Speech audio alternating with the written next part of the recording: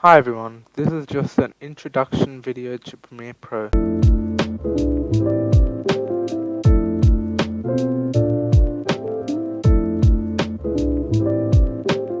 In this new series, I will teach you how to use Premiere Pro from the UI to the effects of Premiere Pro. Premiere Pro is a piece of software developed by Adobe. Its main purpose is to edit videos.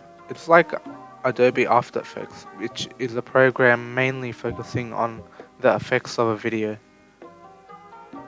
The following tutorials will show you the UI of Premiere Pro and how to create a project, which is part 1, hotkeys and settings, part 2, tools, trimming, duplicating, snipping and more, part 3, the text tool, part 4, keyframes, part 5, rendering and adjustment layers, part 6, effects, part 7, effects, part 7.5, exporting, part 8.